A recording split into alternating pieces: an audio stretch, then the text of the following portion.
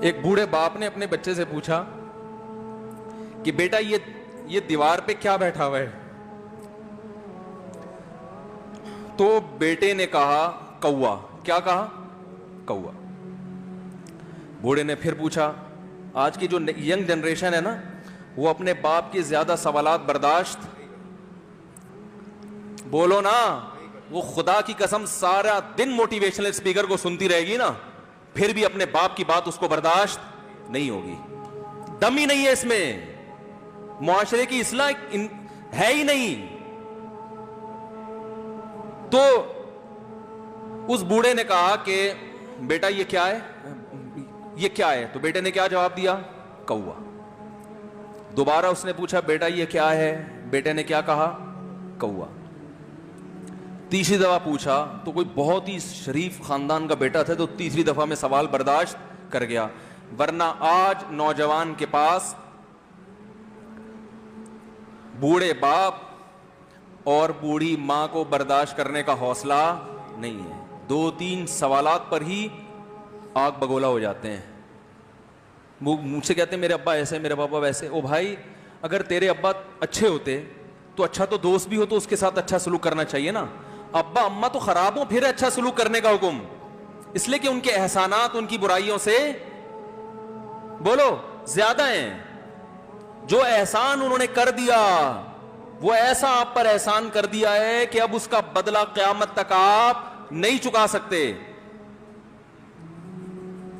تو وہ باپ نے دوبارہ پوچھا, تیسری دفعہ پوچھا یہ کیا ہے؟ تو بیٹے نے کہا کیا ایک سوال کی پخ لگا کے رکھی ہوئی, کچھ اور کام کر لو ابا, بار بار ایک ہی سوال ریپیٹ کر رہے ہو. تو باپ کو اپنا زمانہ یاد آیا. اس نے کہا بیٹا جب تو چھوٹا تھا نا, تو نے 20 مرتبہ مجھ سے پوچھا تھا کہ ابو یہ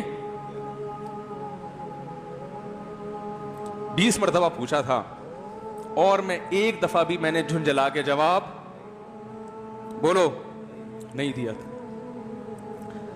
تو چونکہ بچہ بھول جاتا ہے کہ میری ماں نے میرے لیے کیا کیا, اور خود ماں بھی بھول جاتی ہے, حقیقت تو یہ ہے, باپ بھی بھول جاتا ہے کہ میں نے اپنی اولاد کے لیے کیا کیا. اللہ چونکہ یاد رکھتا ہے اس لیے اس نے قرآن میں بار بار ماں باپ کو بیان کیا ہے, بہت زیادہ بہت زیادہ. وَوَصَّيْنَا الْإِنسَانَ,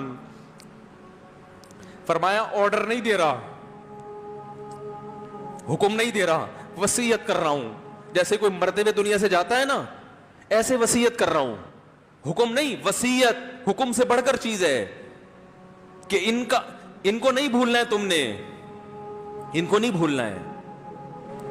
تو میرے لیے سب سے مشکل جو ٹاپک ہے نا وہ والدین کے حقوق پہ بات ہے, کیونکہ جذبات بولنے نہیں دیتے. ساتھ دماغ کو اپنا ہٹاتا ہوں میں. جو آج کل والدین کے ساتھ ہو رہا ہے, اپنی بیوی کو دیکھا کرو یار, کیسے پالتی ہے, کیسے پالتی ہے بچوں کو آپ کے, دیکھا کرو کیسے صبح صبح ان کے کپڑے استری کر رہی ہوگی, کیسے محبت سے ناشتہ بنا رہی ہوگی, کیسے محبت سے وین میں بٹھا رہی ہوگی.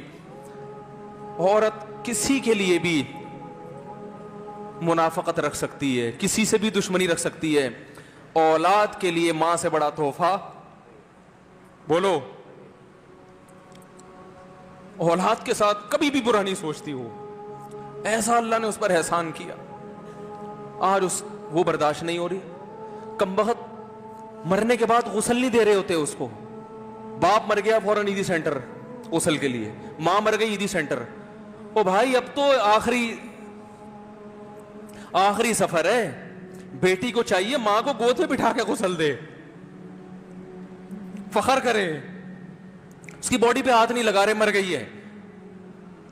کیسے یہ ہے؟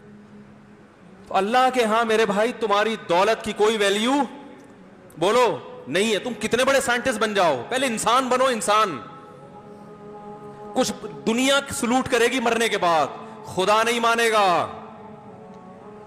بہت سے لوگوں کی قبروں پہ 21 توپوں کی سلامی ہوتی ہے, بڑے بڑے پروٹوکول دیے جاتے ہیں.